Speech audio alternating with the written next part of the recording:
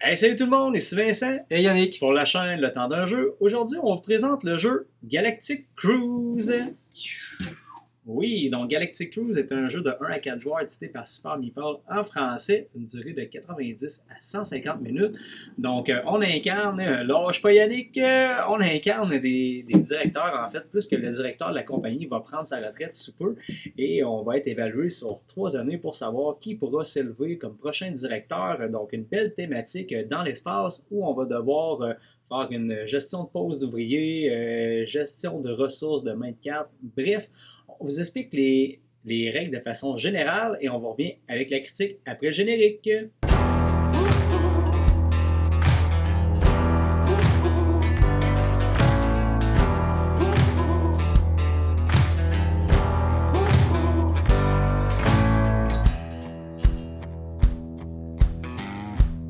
Galactic Cruise, on s'entend, il y a quand même une multitude de choses à faire dans ce magnifique jeu. On dit magnifique parce que une très belle boîte avec beaucoup de matériel à l'intérieur et on s'était fait dire que ce Galactic Cruise ressemblait à un Lacerda.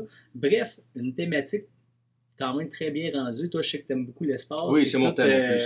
Toutes Oui, ces choses-là. Donc, on l'a essayé, Yannick et moi, à 2 joueurs, à 4 joueurs. Donc, dans Galactic Cruise, qu'est-ce qu'on doit faire? Mais en fait, tu l'as expliqué dans l'introduction, on est des directeurs de compagnie, de voyage dans l'espace, en devenir en fait.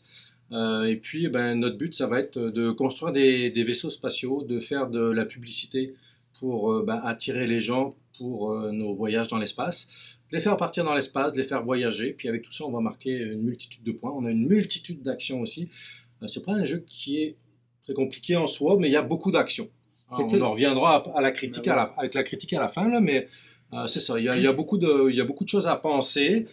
Mais grosso modo, c'est ça. Donc, on fait voyager des personnages dans l'espace.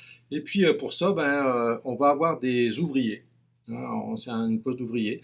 Et puis, au départ, on en a deux. Puis, avec ces deux ouvriers-là, on va devoir les placer sur le tableau. En fait, je ne sais plus comment ils appellent ça, mais dans l'endroit où on va faire nos actions. Il y a 12 actions différentes. Et en fonction de ça, on va construire nos navettes et puis envoyer nos personnages, nos clients dans l'espace. Donc comment ça se passe? Au niveau des actions, les 12 actions qu'on a à faire, on a des espèces de petits engrenages là, ça s'appelle des développements. Donc sur notre map, on a des différents bâtiments. Dans ces différents bâtiments, on peut faire jusqu'à 2 actions par bâtiment. Donc il y a 6 bâtiments. Mais quand on est dans un bâtiment, évidemment, on ne peut pas aller dans le bâtiment d'à côté. Sauf si on a construit un développement entre 2 bâtiments. Donc si on a construit un développement, on va poser notre petit engrenage dans 2 bâtiments, puis on va pouvoir faire les actions du bâtiment adjacent en étant dans un bâtiment. Si il y a un engrenage, enfin un développement, mais que ce n'est pas le nôtre, on va pouvoir le faire aussi, les actions adjacentes, mais on va devoir payer la personne qui a posé ce développement. Et Dieu sait que d'avoir des crédits, c'est pas nécessairement facile d'avoir de l'argent dans ce jeu-là. L'argent, c'est très serré. Hein. C'est une ressource qui est précieuse, l'argent. Donc ça, c'est la première action, construire un développement pour pouvoir optimiser en fait ces actions sur la map. La deuxième, ça va être recruter un ouvrier expert aussi. On a 2 ouvriers on va dire ordinaires, entre guillemets, puis on a 2 ouvriers experts qui vont avoir une capacité. Donc, un nombre de tuiles, je ne sais plus combien de tuiles qu'on va poser sur le board. Et puis, à chaque partie différente, nos ouvriers experts vont avoir une capacité différente. Donc, quand on va les utiliser, on va pouvoir débarrer cette capacité. Et on va faire les mêmes actions que les actions des ouvriers classiques. Et tout en sachant que ces ouvriers-là spécialisés ont un certain coût pour être capables de les libérer. Et un des ouvriers sur notre plateau personnel qui réunit 4 tuiles particulières qu'on a besoin pour faire explorer, pour faire démarrer nos navettes, qu'on parlera un petit peu plus tard. Mais plus qu'on enlève ces petites plaquettes-là, moins notre ouvrier va nous coûter cher. Ouais, ça coûte cher. Plus on enlève des engrenages sur la nourriture et l'oxygène, moins cet ouvrier-là spécialisé va coûter cher lorsqu'on va le payer. Et c'est quand même important de le faire, plus comme on l'a dit, les crédits, c'est quand même difficile à avoir. Puis c'est ça, effectivement, tu l'as dit, c'est des ouvriers qu'on va devoir acheter en fait. C'est pas gratuit, on les débloque pas n'importe comment. Une autre action, ça va être d'acheter des ressources, puisque pour aller dans l'espace, il va nous falloir des ressources, il va nous falloir de la nourriture pour nourrir nos clients et puis notre pilote. Il va nous falloir de l'oxygène pour alimenter en oxygène la fusée, pour pouvoir y respirer. Et la troisième, c'est l'essence, l'essence qui va nous permettre de propulser notre fusée dans l'espace. Donc ça, c'est les 3 ressources. On va pouvoir mettre notre meeple, ça va nous coûter 1 crédit pour 2 ressources. Et puis sur ce tableau-là, on va pouvoir utiliser également 1 crédit pour acheter 2 publicités, des publicités qui vont être importantes quand on va faire notre recrutement de clients. En fait. Pour attirer des voyageurs vers nos voyages. Il y a toute une partie marketing qu'on va devoir gérer aussi sur le plateau. Pour continuer au niveau des actions, on avait planifié en fait une croisière, qui est quand même une action importante. Donc, on va prendre notre petit bonhomme, là, je sais pas comment, je vais l'appeler le planificateur. Là. Oui. Un petit meeple en bois, un planificateur qu'on va réserver en fait notre voyage. Il y a comme une rivière en fait là, de voyage sur la partie droite du plateau principal qu'on va aller réserver. On va aller essayer d'attirer en fait des clients en fonction des couleurs qui sont attitrées avec notre voyagement. Les clients, dans le fond, on va les payer en publicité, soit 1, 2, 3, dépendamment où ils sont placés sur le plateau principal. Et c'est important de réserver nos voyages parce que pas de voyage, pas de clients, pas de décollage de vaisseau. Donc, tout s'emboîte très bien. C'est des choses qui sont logiques de faire là, dans l'ordre des choses. Fait qu'au niveau de la planification de croisière, c'est ça. On prend notre meeple et on réserve une croisière. Des voyages qui vont être plus ou moins compliqués, donc qui vont coûter plus ou moins cher. C'est-à-dire qu'on a des voyages pour trois types de clients. Des clients qui vont faire un voyage de détente, des clients qui vont faire un voyage d'aventure et des clients, des familles en fait, qui vont voyager. Donc c'est à nous de choisir notre croisière pour pouvoir attirer ces différents clients. Effectivement, et on a déjà parlé de la prochaine action qui était de faire de la publicité pour une croisière. Ça. Donc, on va payer en publicité pour attirer les différents voyageurs. Et chaque voyageur a un bonus X attitré. Donc, ça, on en parlera tantôt là, au décollage des vaisseaux. Mais lorsqu'on paye en publicité pour attirer des voyageurs, ça va nous octroyer des points de victoire par rapport au voyage qu'on fait, par rapport aux couleurs, tout des meeples qu'on envoie aussi. Donc, puis pour les bonus, on en parlera tantôt quand on va faire le décollage de la fusée. Une autre action, ça va être piocher des cartes projets. Donc, sur une partie de notre board, on a des cartes projets, en fait, qui vont nous permettre, c'est des actions quand même très puissantes, qui vont nous permettre d'avoir des facilités au niveau, ça peut être au niveau du recrutement des voyageurs, ça peut être au niveau de l'essence, ça peut être au niveau des ressources. Bref, il y a une multitude de cartes projets. Ces cartes projets, on peut en avoir jusqu'à 5. C'est des cartes qui sont très très importantes si on veut avancer puis progresser rapidement et pas se faire distancer dans le jeu. C'est des cartes, c'est vraiment à ne pas négliger. Donc on va piocher 2 cartes projets. On peut les utiliser pour leur capacité. Une fois qu'on l'a utilisé, on défausse la carte. Ou alors on peut l'utiliser aussi pour sa ressource. Chaque carte projet va avoir une ressource, que ce soit nourriture, oxygène ou essence. On va la défausser puis on va récupérer la ressource simplement de la carte. Et en fait, cette colonne-là, cette rangée de cartes projet, quand on prend des cartes, on ne la recomplète pas. Donc on va pouvoir faire une autre action qui est recompléter les cartes projet. Donc en dessous des cartes projet, il y a des ressources.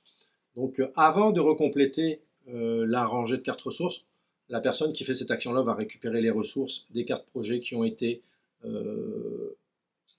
choisies déjà. Ensuite, elle va vider la colonne de cartes projet, puis on va en mettre des nouvelles. Donc on a des nouvelles cartes projet qui vont être présentes pour avoir des bonus importants. Je le répète, c'est très important ces cartes projet dans la partie. Et souvent, on faisait cette action-là, souvent quand la rangée était complètement vide, pour justement ramasser tous les types de ressources. Toutes les ressources qui sont sur le bord.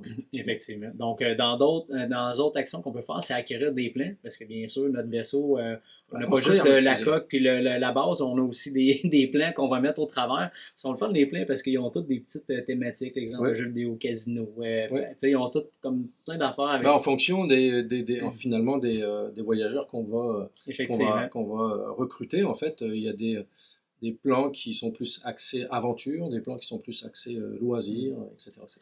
Donc, on acquiert des plans jusqu'à concurrence de 2 plans et ces plans-là, on ne les paye pas tout de suite, on les acquérit, on va devoir payer en crédit plus tard quand on va faire l'action de construire des segments de vaisseau.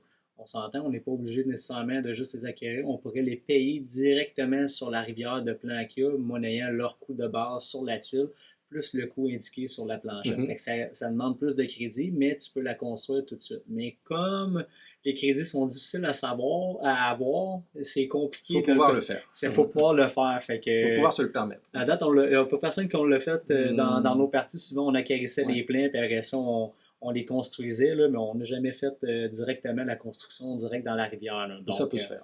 Action, acquérir des plans. Après ça, construire des segments de vaisseau pour justement, chaque plan est différent, apporte un bonus différent.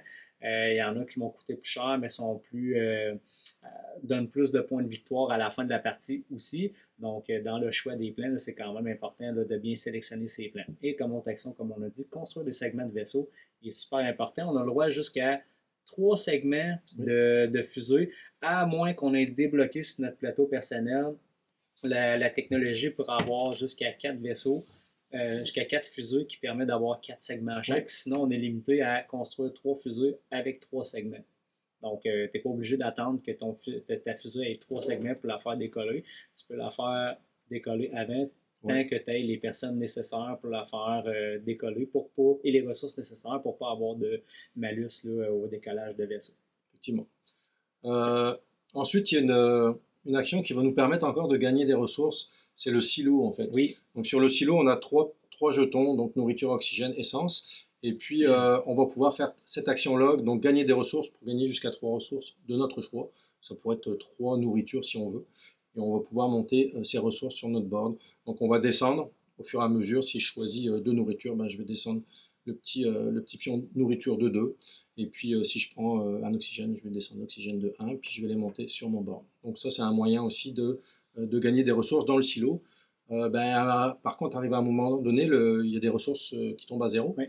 Donc ça va être une autre action. Remplir le stockage. Donc quand on remplit le stockage, on va prendre une ressource, puis on va la remonter jusqu'en haut. Et à chaque étape qu'on remonte, par exemple si on remonte les 5 étages, ben, on va gagner 5 crédits. Donc si la pièce, le pion est en bas, on remonte au complet, on gagne 5 crédits. Donc c'est un peu un moyen de gagner des crédits facilement, mais sachant que on gagne juste des crédits, on ne fait rien d'autre. Avec un point de réputation. Avec un point de réputation aussi, donc on y reviendra aussi à la piste de réputation qui nous permet aussi d'avoir des ressources, effectivement. Ça, c'était les 12 actions en fait qu'on va pouvoir faire avec notre people. Donc la première, en fait, la seconde action du jeu, puisque la première, ça va faire progresser nos vaisseaux, mais au début de la partie, on n'a pas de vaisseau. Donc on va toujours commencer par affecter un ouvrier pour construire nos fusées, recruter nos passagers, etc., etc. Parmi ces 12 actions. Alors Vincent, on est en train de dormir. Une fois qu'on a fait toutes ces actions-là, on a construit notre fusée, on a toutes les ressources qu'il nous faut, qu'est-ce qu'on fait après? En fait, comme autre action principale du jeu, on peut lancer un vaisseau. Donc, au lieu de prendre notre meeple et l'envoyer sur les 12 actions sur le plateau principal, on peut aller sur notre plateau personnel pour faire décoller un vaisseau. Donc, c'est à ce moment-là qu'on va utiliser sur notre plateau personnel, on a des tuiles, en fait, ressources qui, éventuellement, lorsqu'on réserve, en fait, un voyage, on va retourner une de ces tuiles-là. Donc, on n'aura plus accès à ce bonus-là, mais c'est lui qu'on va prendre, ce bonus-là, pour attitrer à une de nos lancers de fusée. Donc, on va prendre notre bonhomme, on va commencer à faire... c'est un décompte, finalement. Oui, c'est un 5, décompte. 4, 3, 2, 1.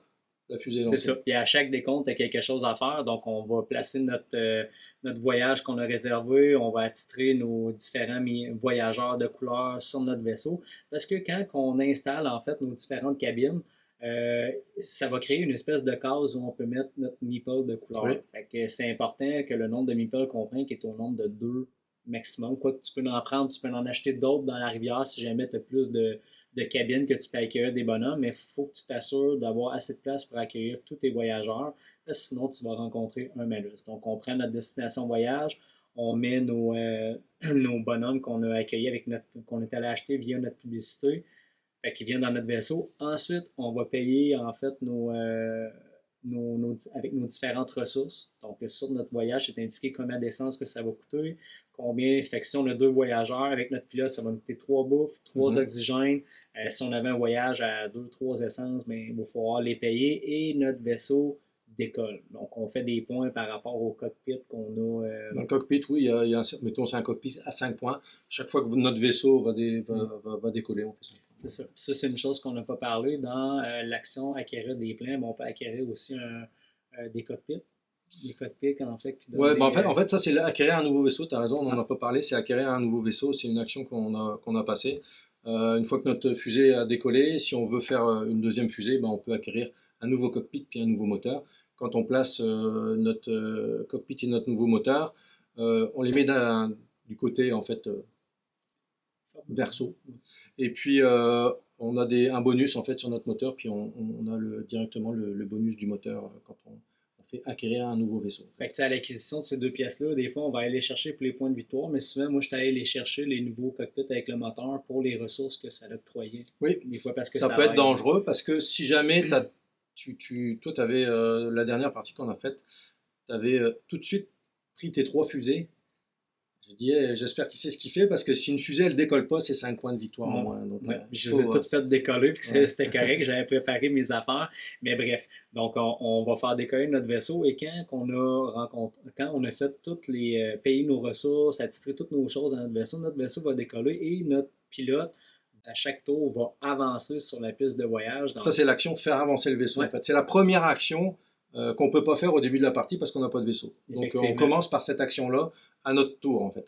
Oui, on va faire avancer, en fait, notre pilote sur les différentes cases de notre voyage. Donc, dans l'espace, en fait, on va récupérer des bonus par rapport aux meeples de couleur qu'on a mis dans notre vaisseau. Puis quand on arrive à une destination voyage, exemple, que ce soit orange pour aventure, le mauve pour les loisirs ou bleu pour familial, si on avait des meeples de la même couleur que notre voyage, ben on va pouvoir payer des crédits pour faire des publicités. Bon, ça se paye en publicité, ouais. En publicité pour faire des points de victoire à chaque fois qu'on va passer sur des voyages. Fait que dépendamment à quel type de voyage que tu as des personnages de ta couleur qui vont te coûter plus ou moins de crédits pour faire des points de victoire. Si c'est la même couleur, tu payes un crédit. Je dis un crédit.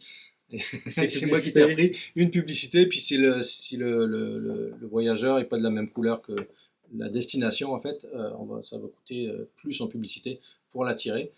Donc, ça va coûter 2 publicités, effectivement. Et c'est aussi là qu'on va pouvoir prendre notre petit jeton qu'on a pris pour démarrer notre voyage, qu'on va pouvoir aller développer une technologie sur notre plateau personnel en fonction de la couleur du voyage sur laquelle on est rendu. C'est-à-dire que quand on a réservé en fait notre voyage, on avait un petit bonus de ressources qu'on doit revirer au verso pour pouvoir le prendre et le mettre sur notre vaisseau. Ben après ça, quand il va le décoller, puis on va rencontrer un voyage, exemple qu'on est arrêté sur la destination orange, on pourrait prendre ce jeton-là et le mettre dans une des 3 technologies pour les développer, ou on pourrait attendre parce qu'au prochain voyagement, lorsque c'est à notre tour, on va faire avancer notre pilote sur la prochaine destination, exemple que c'est la destination famille, ben on pourrait prendre ce token-là et le mettre sur une des 3 technologies dans la section voyage famille. Donc, il y a quand même des choix à faire, ces différentes technologies. On ne les énumérera pas toutes ici. Il y a des technologies avec des bonus instantanés, puis avec des technologies avec des bonus qu'on va garder tout au long de la partie. Fait que bref, lancer les vaisseaux, c'est quand même une partie importante du jeu, parce que c'est pourquoi on utilise toutes ces 12 actions-là, c'est pour éventuellement faire décoller nos vaisseaux. Et c'est ça qui nous rapporte les points aussi, beaucoup de points, c'est ça qui nous rapporte le plus de points. Donc c'est une partie importante, effectivement, faire avancer, faire décoller, puis faire avancer les vaisseaux. Ce qui peut arriver aussi, c'est que on a 2 meeples au départ, on a 2 ouvriers, je les ai placés, j'ai plus d'ouvriers, je peux plus faire d'action. On va organiser une réunion. Donc organiser une réunion, on va récupérer nos meeples. Il faut savoir aussi qu'à chaque fois qu'on récupère un meeple, dans notre tour de lancement, on a des ressources qu'on gagne à chaque fois qu'on ramène un meeple. Donc ça peut être un crédit, ça peut être une ressource, etc., etc. Mais donc à chaque fois que notre ouvrier revient à sa salle de pause, on va gagner, on appelle ça le financement, donc on va gagner un bonus de financement. Ça nous permet aussi d'avoir des ressources au fur et à mesure. Donc on va ramener nos 2 ouvriers pour faire la réunion, et puis on va pouvoir faire une action du plateau principal à côté duquel on avait un développement. Donc si on a un développement à un endroit, ben, on peut faire jusqu'à 4 actions. Si on en avait 2, ben, ça augmente à chaque fois. Donc, mais on fait une seule action. Ça, c'est en fait organiser une réunion pour récupérer nos meeples, pour pouvoir continuer à faire des actions. Puis on n'est pas obligé de ne plus avoir de meeple pour organiser une réunion. On peut organiser une réunion même si on a encore des meeples à utiliser. Par contre, si j'en ai plus, je suis obligé de le faire. Ouais. Puis la dernière action, c'est réaliser un objectif d'entreprise. Donc il faut savoir qu'il y a des objectifs communs. Au début de partie, c'est la partie, c'est une tuile avec des triangles. Et puis en fonction, il y a plusieurs tuiles disponibles. Puis en fonction de ce qu'on accomplit pendant notre partie, on va réaliser des objectifs d'entreprise. Et puis c'est ça qui va faire avancer la partie. Parce que quand on réalise un objectif d'entreprise, on a des petits cubes personnels qu'on va placer sur des grilles, première année, deuxième année, troisième année. Puis quand les cubes ont rempli les cases de la troisième année, la partie se termine. On va aussi mettre un cube quand on va faire décoller un vaisseau. Ouais. Donc au début de la partie, c'est long parce que on n'a pas de vaisseau à faire décoller. Peut-être te développer. Là, ouais, c'est ça. Mais après, une fois, à partir de la deuxième année, là, je trouve ça se développe plus. On a nos fusées, on les fait décoller régulièrement. On réalise des objectifs parce qu'on a fait beaucoup plus d'affaires. Donc après, la partie s'engage vraiment plus rapidement. Mais bref, il y a encore une multitude de petits points de règle qu'on n'abordera pas. On va vous laisser les découvrir. Mais c'est un aperçu général de Galactic Cruise. Donc, on vous revient avec la critique. On a oublié de vous parler d'une chose assez importante puisqu'il s'agit de la piste de réputation. Donc la piste de réputation qui se situe dans la partie basse du plateau principal. Cette piste de réputation va nous permettre en fait de faire deux choses. Au fur et à mesure de la partie, on va gagner des points de réputation, donc on va monter sur cette piste. Elle va nous indiquer combien on doit payer si jamais on veut faire une action alors qu'on est dans un bâtiment et qu'on veut faire l'action du bâtiment adjacent. Si jamais on n'a pas de développement entre les deux bâtiments et qu'on a des développements des adversaires, eh bien on va devoir payer les adversaires en fonction du niveau de réputation qu'on a pour pouvoir faire l'action du bâtiment adjacent. Par exemple, si j'ai une réputation de 5, eh bien ça m'indique que je vais devoir payer 2 crédits à chaque développement adverse qui sont présents entre les deux bâtiments. La deuxième chose, c'est que je vais pouvoir gagner des ressources avec cette piste de réputation. À chaque fois que je vais volontairement descendre ma réputation, eh bien, je vais pouvoir récupérer les ressources qui sont indiquées par le nombre de cases que j'ai descendues. Par exemple, si il me manque 2 ressources essence, si j'ai une réputation de 6, eh bien, je vais pouvoir descendre ma réputation de 6 jusqu'à 2, et on peut voir qu'il y a 2 icônes de ressources, donc je vais pouvoir gagner 2 ressources de mon choix. Donc cette piste de réputation est vraiment importante.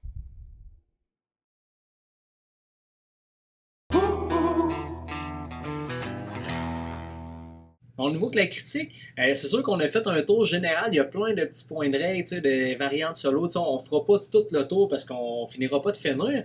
Mais ce qu'on en a pensé de Galactic Cruise, c'est un excellent jeu de pose d'ouvrier, un petit casse-tête. Il y a beaucoup de réflexion à avoir. Mais si on y va à la base, au niveau du matériel, wow! Quelle production! Je pense que c'est la première fois que Super Meeple faisait un gros jeu comme ça. On le compare beaucoup à des Lacerda. Moi, je trouve que au niveau de sa complexité, là, ouais. On n'est pas encore rendu là, mais ça s'en vient. Mais au niveau de la production, quelle belle production. Écoute, moi, quand j'ai ouvert la boîte, là, c'était mon cadeau de Noël. Ouais. Je m'y attendais vraiment pas du tout. C'est un jeu qui me faisait un petit peu peur, moi. Avec ce qu'on avait entendu dessus, tu sais que c'était compliqué. J'avais eu l'occasion d'y jouer l'année dernière. Oui, début 2025, quelqu'un qui l'avait eu par sociofinancement. Puis j'avais peur de m'engager là-dedans. J'avais vu le board, je me dis oh mon Dieu, il y a tellement d'affaires là-dessus. J'avais dit non, j'y jouerai pas. Et puis ça a été une surprise. Ma conjointe m'a offert ça pour Noël. C'était une belle surprise. Et puis quand j'ai déballé le cadeau, j'ai vu un petit truc. Je dis Galactic Cruise, c'est pas vrai. Donc vraiment une belle surprise. Ça a été un beau cadeau pour moi. Mais quand j'ai ouvert la boîte, juste ouvrir la boîte, tu fais waouh, tu as un petit pack de bienvenue ici, en fait, au départ, quand tu ouvres.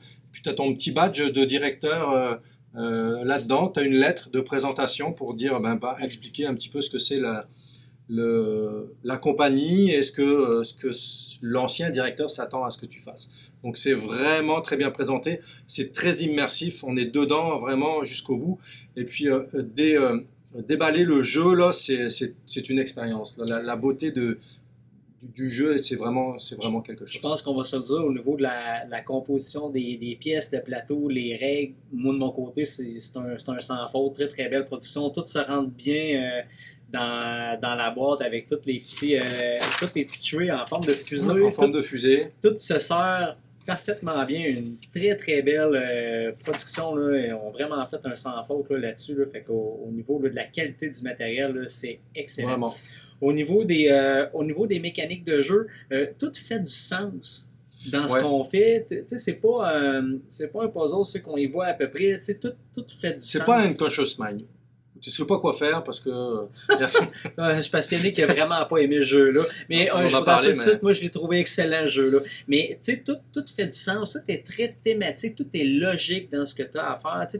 Tu t'éparpilleras pas partout. Il y a quand même un certain ordre à respecter, mais dans cet ordre-là, tout fait du sens et on n'est jamais bloqué. Ça, c'est une chose qu'on n'a pas parlé parce qu'il y a une petite mécanique que tu peux tasser en fait l'ouvrier l'ouvrier qui a un endroit pour faire qui est à un endroit et comme tu rapatries en fait l'adversaire comme il rapatrie en fait son meeple va avoir droit à un bonus de ressources de financement. Mais les tours ils s'enchaînent puis on n'est jamais bloqué. Fait que oui, tu es en mesure de réfléchir à tes choses avant de jouer. Moi, je me suis rarement senti bloqué parce que quelqu'un ou que mes plans étaient tout à l'envers parce que quelqu'un avait fait une action. Non. Puis, tu sais, il y a une multitude d'actions à faire pour arriver à tes fins. Puis, si à un moment donné, tu peux pas faire une action, de toute façon, tu en as d'autres à faire. Donc, tu vas commencer par ça.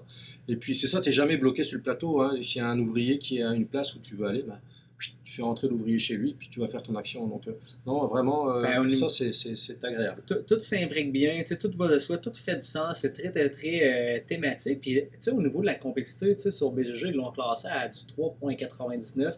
Moi, je ne l'ai pas senti comme ça. Puis, je le comparais là, un petit peu.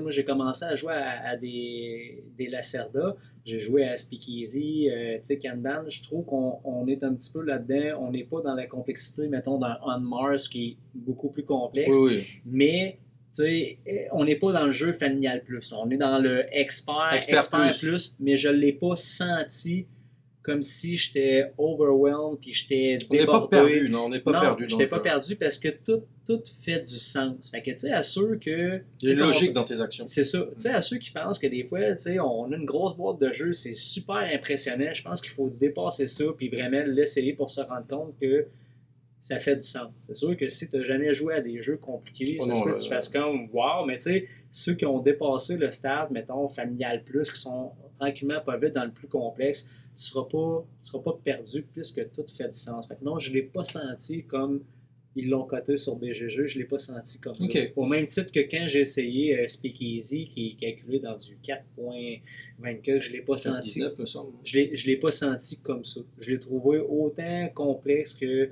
Galactic Cruise, mais bref, ça c'est un autre débat. Mais bref, tout ça pour dire que dans sa complexité, c'est pas aussi intense qu'ils l'ont coté. C'est-à-dire que le fait que toutes tes actions, les actions que tu vas faire, ça a une logique. Oui. En fait. Donc tu dois construire tes fusées. Donc il va falloir que tu ailles chercher des plans pour construire ta fusée. Après, tes plans, il va falloir que tu les construises, tu construises tes segments pour ta fusée. Après, il va falloir que tu ailles chercher des ressources parce que si tu envoies du monde dans l'espace, il te faut de la nourriture, il te faut de l'essence, il te faut de l'oxygène. Donc c'est toutes des choses qui sont logiques à faire et c'est toutes des actions que tu vas faire. Le tout, c'est d'optimiser ces actions, de les faire au bon moment. Et puis, moi, la dernière partie qu'on a faite, j'avais pris un petit peu de retard au début. J'ai rattrapé mon retard. J'avais mis un petit peu de temps à construire mes fusées. Et puis, en fin de partie, la dernière année, là, je suis tombé, pouf, je ne sais pas ce qui s'est passé, j'ai plus réussi à optimiser mes affaires. Donc c'est une question d'optimisation de ses actions en fait dans ce jeu-là. C'est ça la complexité de ce jeu-là. Et vient avec l'optimisation, son point noir du jeu, c'est sa longueur. Sa longueur, nous on l'a essayé à 2 joueurs, mais tu sais, Yannick et moi, on est quand même habitués de jouer à des jeux quand même assez complexes, fait qu'à 2, ça allait quand même bien. L'autre partie, on l'a essayé à 4 joueurs. C'est quand même très long. Ça nous a pris 4 heures. C'est vraiment très très long. Surtout quand on avec 2 personnes qui n'avaient pas joué encore. Qui n'avaient pas joué. C'est sûr que 4 personnes qui sont habituées de jouer, le temps de jeu est moins long. Mais avec 2 personnes, exemple, qui sont moins habituées, on parle d'optimisation, mais des fois, on peut tomber dans essayer d'évaluer comme toutes les options. Puis là, à un moment donné, si le monde réfléchisse 15 minutes, on finit plus de finir. Fait que des fois, on peut trouver la partie plus longue. Moi, ma question que je me suis posée, en dehors qu'on peut changer les tuiles d'action qui ne sont pas du tout à la même place, je ne sais pas si, de mon côté, pour moi, c'est après une dizaine de parties si je vais y retrouver le même plaisir. Parce que même après 2-3 parties, j'ai l'impression que je faisais comme tout le temps. Je savais aussi que ça s'en venait. Fait qu'il y avait comme plus d'effet de. Je sais pas si je m'en lasserais après une dizaine de parties, que j'y reviendrais moins. Puis tu sais, on parlait au niveau de la complexité. Je sais à quel jeu je le comparais au niveau de la complexité, un petit peu Ark Nova. Il joue très bien à 2. Au niveau de la longueur des parties, c'est correct. Mais à 4, c'est trop. À 4, c'est trop. Je pense que le sweet spot, c'est 3. À moins qu'à 4, on est 4 joueurs qui savent très bien jouer. On sait si on s'en va. Mais à 4, moi, je ne le recommanderais pas. 2-3 maximum. Surtout pour des premières parties. Ouais. Il y a de quoi un petit peu s'écœurer parce que si vous n'aimez pas les longs jeux, c'est sûr que ce n'est pas un jeu pour vous. La partie qu'on avait faite à 2, la première partie qu'on a jouée, on a joué 2 heures, je crois. 2 heures, 2 heures et demie. 1 heure à peu près par joueur. C'était notre première partie, on a cherché dans les règles, etc. Donc c'est sûr qu'en connaissant le jeu, ça va diminuer. Mais c'est pas un filler, donc on s'entend. Il y a quand même une rejouabilité dans les actions, les tuiles objectifs. Oui, parce que les tuiles, il y a une certaine rejouabilité, mais de mon côté, j'ai quand même un bémol sur à long terme.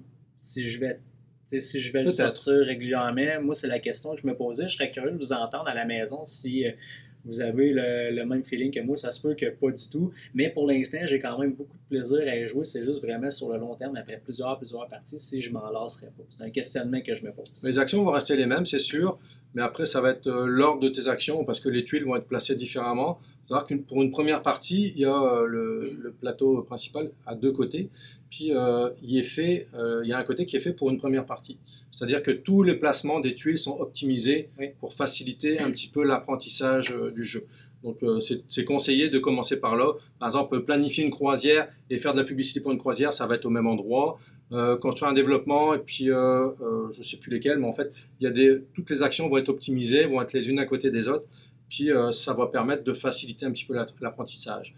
Après, quand on utilise l'autre côté, les tuiles vont être placées au hasard. Puis c'est ça qui peut donner un petit peu plus de complexité parce que on va devoir calculer pour aller placer des développements. Est-ce que je vais utiliser le développement d'une autre personne, quitte à le payer, mais ça va me faciliter les choses moi de mon côté, ça va accélérer ma partie. Donc c'est toutes ces choses-là qu'il va falloir calculer après dans une partie où les tuiles vont être placées au hasard. En fait. Donc, Galactic Cruise, super belle production, mécanique de jeu très fluide, thématique très très bien imprégnée. Bémol sur la longueur à son maximum de joueurs. Donc, pour moi, Galactic Cruise, un 8.5 sur 10. De ton côté, Yannick? Écoute, moi, c'est un jeu que, comme tu l'as dit, niveau matériel, ce serait quasiment un 10. Là, il est très beau.